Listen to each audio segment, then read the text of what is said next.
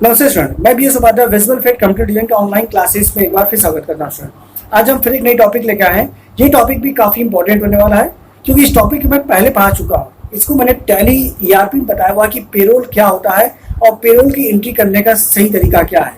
तो मैंने tally ERP में आपको डिटेल समझाया है, पेरोल का डेफिनेशन बताया हुआ है और पेरोल में एम्प्लॉय को दिए जा रहे फैसिलिटी जैसे डीए, एचआरए, पीएफ, इन सब का डेफिनेशन सही समझाया हुआ कि इनका यूज क्या है और कैसे मेंटेन करना चाहिए। तो आज हम केवल आपको ये बताएंगे कि टैली प्राइम में पेरोल की एंट्री करने का सही तरीका क्या है। और अभी आप लोग पिछले पुराने वीडियो को आपने नहीं देखा है टैली प्राइम में पेरोल का, तो मैंने लिंक में डाल दिया हुआ है डिस्क्रिप्शन बॉक्स में लिंक में, जिससे आप क्लिक करके देख सकते हैं कि पेरोल का डिटेल्स क्या है और उसको पेरोल ईआरपी में कैसे मेंटेन करना चाहिए। आज हम जानेंगे कि टैली प्राइम में पेरोल की एंट्री करने का सही तरीका क्या है। तो चलिए स्टार्ट करते हैं टैली प्राइम में पेरोल की एंट्री करने का सही तरीका।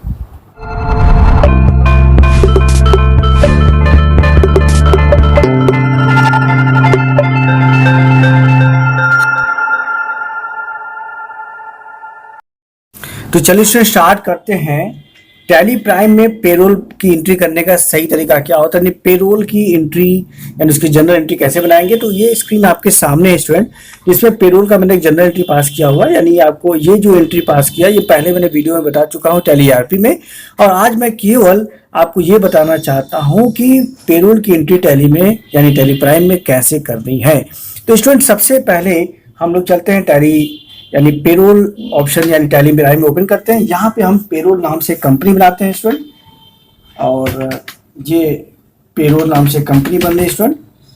पेरोल के नाम से मैंने बना रहा हूँ। यहाँ पे स्टेट कंपनी सारा कुछ वही चूज किया आपने, और फाइनेंशियल ईयर वही 4 बना के सेव कर लिया स्टूडेंट। ठीक है, इसके बाद स्टूडेंट आप आइएगा नीचे, इसमें बिल बाई का कोई यूज नहीं करना है, इन्वेंट्री का कोई रोल नहीं है इसमें, और जीएसटी का भी कोई रोल नहीं इसमें। तो इसमें हम इसको भी नो कर देंगे स्टूडेंट, और नीचे ये ऑप्शन भी बंद कर देंगे। नीचे आपको बस पेरोल ऑप्शन को यहाँ पे ध्यान से ये यस करना है। पेरोल ऑप्शन देखिए ध्यान से, ये पेरोल का फॉर्मेट है, इसको यस कर लीजिएगा, यहाँ यस दबाइएगा, और नीचे आपका एनेबल पेरोल फॉर्मेट, इसको भी यस कर लीजिएगा। सेव करने के बाद ये पेरोल का रजिस्ट्रेशन प्रोफार्मा आएगा। अगर जो भी आपका कंपनी है, जो फर्म है, जो पेरोल से जुड़ा हुआ है, उनका डिटेल्स आपको यहाँ पे भरना है स्टूडेंट। तो अगर आपकी कंपनी पेरोल कंपनी यानी पेरोल डिपार्टमेंट से जुड़ जाता है तो यहाँ पे प्रोवाइडेड फंड है, एम्प्लॉय इंश्योरेंस है, नेशनल पेंशन स्कीम है, इनकम टैक्स का, ये सारे डिटेल्स आपको यहाँ पे फिलअप करना है। तो ये आगे देखा जाएगा, इसको आप सेव करा लीजिएगा।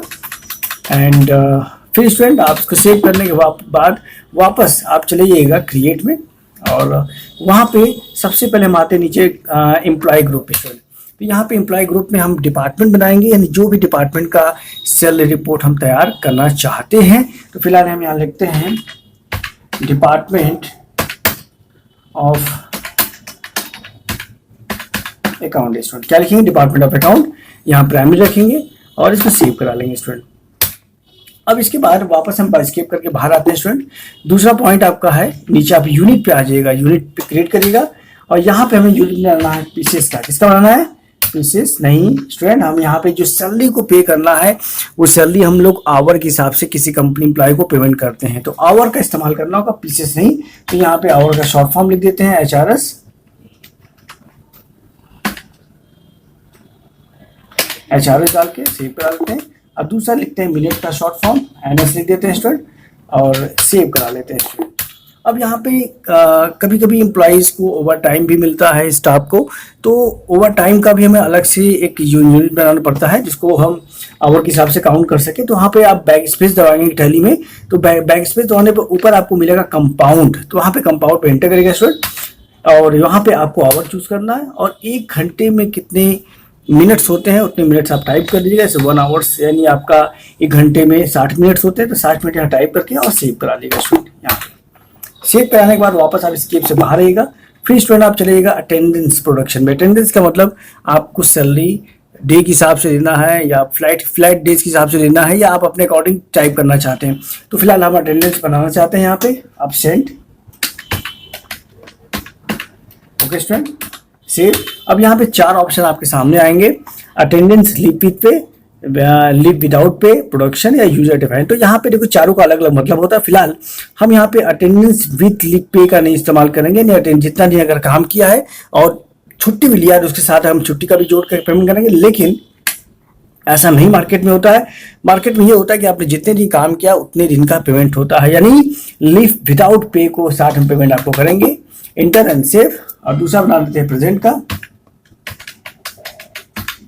ये प्रेजेंट का सेम प्रेजेंट ऑप्शन भी आपका वही लीव विदाउट पे में आप डाल के सेव करा लेंगे स्टूडेंट।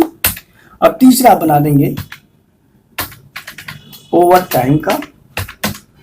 ओवर टाइम ये दोनों से मैच नहीं करेगा, नहीं सीधे आपको जानेंगे। प्रोडक्शन का मतलब होता है कि जितने घंटे वो काम करेगा आपके डेली वर्क के बाद, तो आप उतने घंटे का उसको एडिशनल पे आउट करेंगे।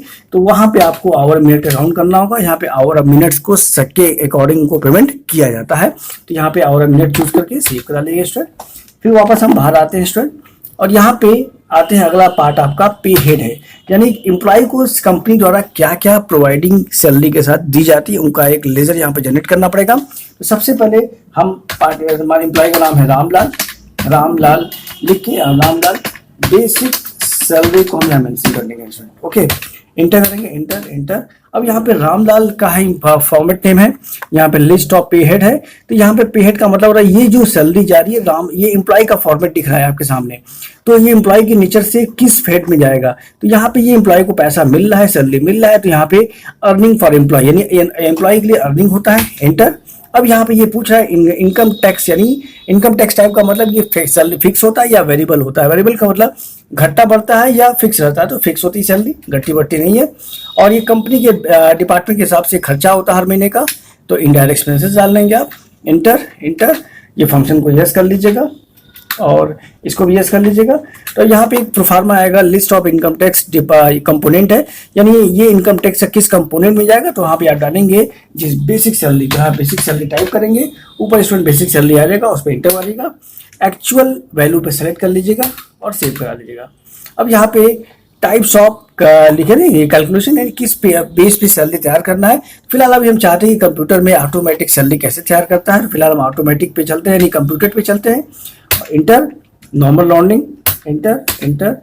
और यहाँ पे जो फॉर्मेट है मेथड ऑफ कंप्यूटेशन, यानी ये भी दिखा रहा है कि सैलरी को कैसे देना, ऑन करेंट अर्निंग पे। जी हाँ, तो जो भी सैलरी बनेगी वो ऑन करेंट अर्निंग पे ही बनेगी। Inter inter. सैलरी किस पे देना, वैल्यू पे। और यहाँ पे स्टूडेंट हम सैलरी कितना दे रहे हैं ये भी देख लीजिएगा। तो बेसिक सैलरी हमारा बन रहा है 25,000 रुपये मुझे देना है, तो यहाँ पे 25,000 वैल्यू पे डाल दीजिएगा और सेव करा लीजिएगा स्टूडेंट। और दूसरा पॉइंट हमें क्या देना है, डीए डीनेस अलावेंस, यानी 17% डीनेस अलावेंस देना है, नहीं इसको बोलते हैं महंगाई भत्ता। तो चलिए इसको लेजर बनाया जाए, DE@17% यहाँ डाल दीजिएगा स्टूडेंट। और ये भी एम्प्लॉय के लिए अर्निंग होता है, तो यहाँ पे अर्निंग फॉर एम्प्लॉय में डाल देंगे। एंड फिर ये भी फिक्स होता है, कंपनी के लिए इनडायरेक्ट एक्सपेंसेस है ये आपका, ठीक है। इंटर इंटर, गैजेटी अलाउ करेंगे, सेव करा लीजिएगा, ये भी यस करिएगा।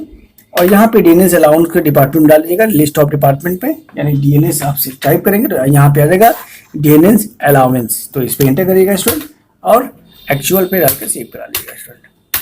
ये यहाँ पे आपको चूज करना है एज ए कंप्यूटेड वैल्यू और नॉर्मल राउंडिंग, इंटर, आगे बढ़ते चलिएगा। करेंट अर्निंग टोटल पे रहेगा और परसेंटेज कितना है, 17%, यहाँ डाल के सेव करा लीजिएगा। ये अब अगला पॉइंट हमें बनाना है HRA यानी हाउस रेंट अलावेंस होता है, यानी HRA HRA स्टूडेंट कितना परसेंटेज है, हम HRA 15% दे रहे हैं, तो यहाँ पे 15% आप टाइप कर लीजिएगा, इंटर। ये भी अर्निंग फॉर एम्प्लॉय रहेगा, फिक्स्ड रहेगा और इनडायरेक्ट एक्सपेंसेस रहेगा, इंटर, यस एंड यस। तो ये हमारा रहेगा HRA यानी हाउस रेंट अलावेंस का हेड से आएगा आपके सामने, सेलेक्ट कर लीजिएगा यहाँ पे, inter and actual, inter inter. और कंप्यूटर पे इंटर करेंगे, नॉर्मल राउंडिंग, इंटर और 1 इंटर करते हुए आगे बढ़ेंगे स्टूडेंट। और यहाँ पे परसेंटेज पे कितना परसेंटेज को डाल देंगे आप, 15% सेव करा देंगे स्टूडेंट। एंड अगेन अब यहाँ पे दिया जा रहा है टीए यानी ट्रांसपोर्ट अलावेंस, तो यहाँ पे टीए है, तो T.A@8% है स्टूडेंट, 8% डाल देंगे यहाँ पे, इंटर। ये भी अर्निंग है, इंटर, फिक्स्ड है, इनडायरेक्ट एक्सपेंसेस है, गैजेटी अलाउ करेंगे और इनकम टैक्स सेक्टर में डालेंगे इसको, यहाँ पे ट्रांसपोर्ट अलावेंस में, transport allowance, inter, actual, inter और सेव करा देंगे स्टूडेंट। यहाँ पे कंप्यूटर पे जाके नॉर्मल राउंडिंग, तो करेंट टोटल अर्निंग परसेंटेज 8% और ये हो गया तो ये बन गया आपका स्टूडेंट टीए। अगला पॉइंट हमें जो डिडक्शन होगा ये ईपीएफ एम्प्लॉय प्रोवाइडेड फंड है 12.5% है, इसको बनाना है। तो ईपीएफ एट द रेट 12.5% और इंटर करेगा और ये आपका जाएगा डिडक्शन में, ये आएगा इनडायरेक्ट एक्सपेंसेस स्टूडेंट। तो इनडायरेक्ट यहाँ सॉरी ये आपका करेंट लायबिलिटीज है, यानी कंपनी आपको ये रिटायरमेंट के बाद एम्प्लॉय को पे करती है। Enter enter enter computed enter normal rounding enter percentage कितना 12.5%। अगला पॉइंट क्या बनाना है स्टूडेंट, टीडीएस यानी 10,000 ऊपर सैलरी ऊपर होती है टीडीएस कटेगी, तो 10,000 यानी हमारे 10% टीडीएस काटेंगे इसमें। चलिए TDS at the rate 10%। Enter earning for employ, sorry यहाँ पे अर्निंग फॉर एम्प्लॉय नहीं, एम्प्लॉय ये डिडक्शन रहेगा, एम्प्लॉय से कटेगा और यहाँ पे करेंट ये ड्यूटी एंड टैक्सेस का हेड में जाएगा। Enter enter computed normal rounding enter 10% यहाँ डाल के सेव करा दीजिएगा। अगर इसमें अगर कोई अल्टर करना है, कोई गड़बड़ी हो गया तो वापस आप जाके चेक कर लीजिएगा स्टूडेंट। वैसे कि जितने भी सारे हेड्स कंपनी द्वारा आपको एम्प्लॉय को दी जाती हैं इसी जगह से आप पे हेड में क्रिएट करेंगे। तो अगर हमें चेक करना है कुछ गड़बड़ी तो नहीं हुआ तो वापस हम अल्टर में जाएंगे और पे हेड पे चले जाएंगे और पे हेड पे हमें जब लग रहा है कि शायद ईपीएफ का कुछ गड़बड़ी तो नहीं हुआ है, ईपीएफ ठीक है सही लगा हुआ है, सारा कुछ हेड सही है हमारा। वापस आप स्टूडेंट आएंगे यहाँ पे, आप फिर यहाँ पे चले जाएंगे क्रिएट पे और वहाँ पे बनाएंगे आप एम्प्लॉय का बायोडाटा जिसके नाम से सैलरी है। तो हमें Ramlal basic salary inter space department of account inter. ये जो फंक्शन है यहाँ पे ध्यान रखिएगा, टैली प्राइम में यानी टैली ये फंक्शन इसी से अलाउ कर सकते हैं और ईआरपी में मेनू के साथ दिया था, तो हम यहाँ पे इसी जगह अलाउ करेंगे, यस करेंगे और यहाँ पे जो कंपनी सीरियल बाई डे की सबसे पहले बेसिक सैलरी देंगे उसको सीरीज लगा दीजिए, उसके बाद डीए कटेगा, फिर एचआरए कटेगा, फिर टीए रहेगा, फिर ईपीएफ रहेगा और टीडीएस। तो एक सीरीज वाइज को फॉर्मेट तैयार करके सेव कर देगा स्टूडेंट। और इसके बाद ये एम्प्लॉय का बायोडाटा है, जो एम्प्लॉय का रिलेटेड आपको इन्फॉर्मेशन उसको देख कर यहाँ फिलअप कर लीजिएगा आप लोग, एंटर और सेव करा लीजिएगा स्टूडेंट। यहाँ पे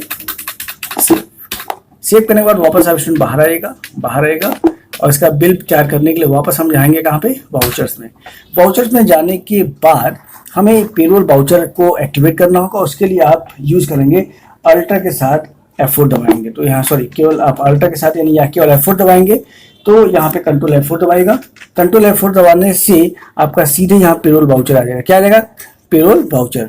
उसके बाद ऑटो फिल करने के लिए आप स्टूडेंट कंट्रोल F प्रेस करेंगे, कंट्रोल F प्रेस करेंगे और पेरोल ऑटो फिल आएगा, एंटर करेंगे। क्या बनाना हमें, सैलरी और 1/4/2022 है, ये डेट सेम डाल दीजिएगा ऊपर 1/4/2022 क्योंकि हमारा डेट लॉक रहता है तो ऊपर नीचे हमारा सेम डेट ही रहेगा स्टूडेंट। एंटर। किसके नाम से बन रहा है ये, डिपार्टमेंट नहीं पार्टी के नाम यानी एम्प्लॉय के नाम से। तो यहाँ पे एक एम्प्लॉय का है, अगर कई लोग का होता है अकाउंट में तो डिपार्टमेंट के हिसाब से बनाते हैं, फिलहाल हम एक लोग का बना रहे हैं तो उन्हीं को सेलेक्ट करेंगे।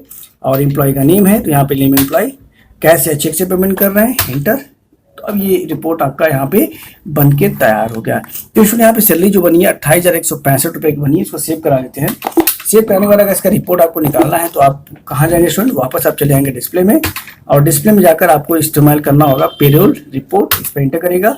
इसमें सबसे पहले ऑप्शन आपको मिलेगा पे स्लिप, उस पर एंटर करेगा। और पे स्लिप हमें किसका बना रहे हैं स्टूडेंट, डिपार्टमेंट ऑफ यानी रामलाल बेसिक सैलरी पे एंटर करेगा। तो ये पूरा फॉर्मेट आपके सामने आएगा कि टोटल कितना ग्रॉस सैलरी इनकी बन रही है और ग्रॉस सैलरी के अलावा यानी टोटल इनका बन रहा है 36,329 रुपये, जिसमें से इनका ईपीएफ ऑफ टीडीएस कट जाएगा 8,174 रुपये कट जाएगा और नेट सैलरी हर महीने बनेगा 28,155 रुपया, जो आपके जनरल एंट्री में लिखा रहा है 28,155 रुपया। तो ये स्टूडेंट होती है पेरोल की जनरल एंट्री करने का सही तरीका टैली प्राइम में।